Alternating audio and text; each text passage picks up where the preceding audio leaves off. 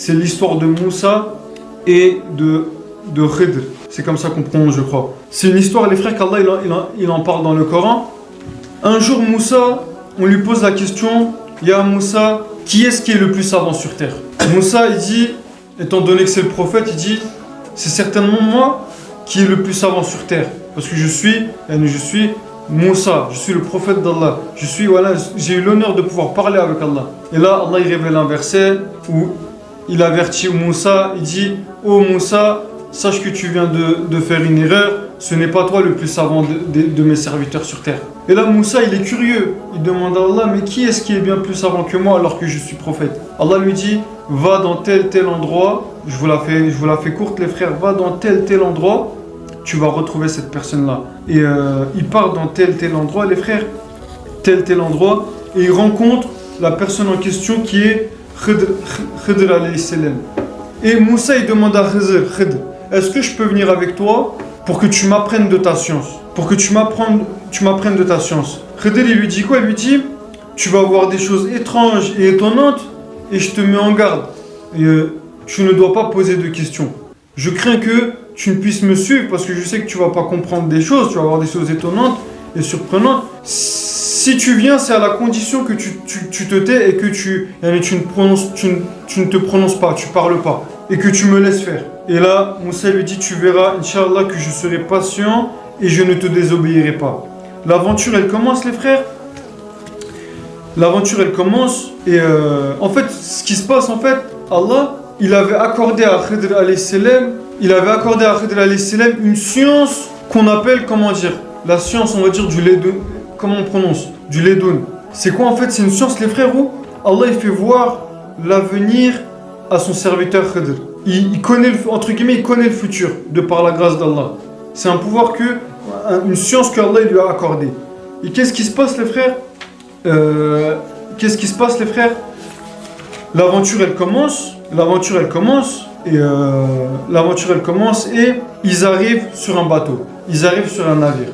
Et Khidr, il fait quoi? Il retire des planches du navire pour que le bateau, s'il prend la mer, il risque de couler. Et là, tu as Moussa qui n'a pas pu se retenir, alayhi salam. Il dit, mais pourquoi est-ce que tu retires les planches de ce navire alors que dessus, il y a des pauvres commerçants qui ont besoin de vendre leurs marchandises pour subvenir à leurs besoins? Et là, qu'est-ce qu'il répond? Il dit, je t'avais dit de ne pas parler, de ne pas te poser de questions, je te préviens. Si c'est comme cela, l'histoire, on en arrête là. L'histoire s'arrête là, on ne continue pas l'aventure. Moussa dit, d'accord, je ne parlerai pas. L'histoire, elle continue.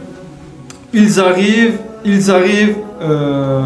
dans un village, les frères, où il y avait un enfant en train de jouer. Et cet enfant, les frères, si vous voulez, quand il allait grandir, ça allait être un voleur et un enfant mécréant qui est extrêmement désobéissant. Et qu'est-ce qu'il fait, Khidr alayhi salam? Il ôte la vie de cet enfant. Et Moussa, il lui dit, mais pourquoi tu viens de tuer la vie d'un enfant innocent? Et là, Khidr, il dit, je t'avais prévenu, il ne faut pas que tu parles. Dernier avertissement. L'histoire, elle continue. Cette fois-ci, ils arrivent dans un village où les gens de ce village, entre guillemets, les frères, c'est un peu des radins. Et il y avait un mur qui était en train de s'écrouler. Et Khidr, il redresse le mur, il répare le mur avant que le mur ne s'écroule totalement, ne s'effondre totalement. Et là, Moussa, il dit, je comprends pas. Les 2 premières fois, tu as fait, entre guillemets, du mal. Et là, actuellement, tu es en train de faire un bien, en train de réparer le mur. Peut-être même, on devrait demander de l'argent pour ce geste qu'on a fait aux villageois, etc. Et là, tu as Khidr qui dit, stop. Là, je vais t'expliquer les sagesses derrière chaque aventure qu'on a eue. Je te rappelle quand j'ai retiré les planches dans le bateau, j'ai fait cela parce que si je faisais pas cela, le bateau, il allait être accosté par les soldats du roi, d'un roi qui est tyrannique, qui allait voler les richesses et perquisitionner le bateau. Voler leurs richesses et perquisitionner le bateau de ces pauvres commerçants. Mais étant donné qu'il y avait des trous dans le bateau, les soldats du roi, ils ont délaissé ce bateau, ils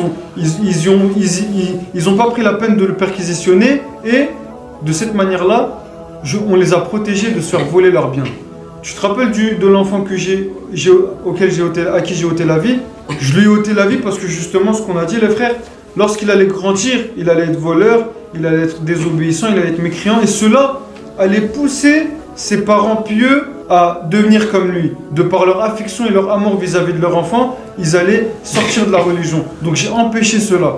Et enfin, tu vois ce mur que je viens de redresser, je l'ai redressé parce que si je ne l'aurais pas fait, les villageois qui sont, on va dire, un petit peu trop dans les richesses de ce bas monde, qui courent un peu trop derrière les richesses de ce bas monde, ils allaient retrouver un trésor caché sous terre à côté de ce mur, et là, ils allaient prendre ce trésor alors que il appartient à deux orphelins qui, justement, en grandissant, vont pouvoir profiter de cet argent, récupérer cet argent et aller subvenir à leurs besoins, etc. Donc, c'est pour cela que j'ai fait tout cela. Donc, nous, ce qu'on dit les frères, justement, c'est que Allah dit, les frères, il se peut que vous ayez de l'aversion pour une chose, tu crois que quelque chose est mauvaise pour toi, alors qu'elle vous est un bien.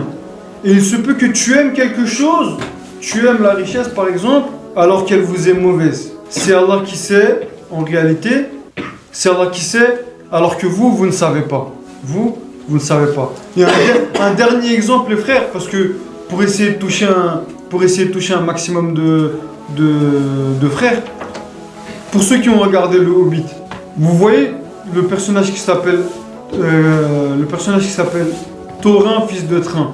Thorin, écu de chêne. Vous voyez comment, au début, c'est un combattant vaillant, c'est un guerrier, un chef, qui n'a pas peur d'affronter les ennemis, etc. Et que, au moment où ils arrivent à leur destination et ils arrivent à s'accaparer de leur base, là où il y a tout l'héritage du royaume des nains, et que si vous avez regardé le film, et que là, on voit que Thorin, en voyant toute la richesse, c'était des collines de pièces d'or, de pierres précieuses, etc.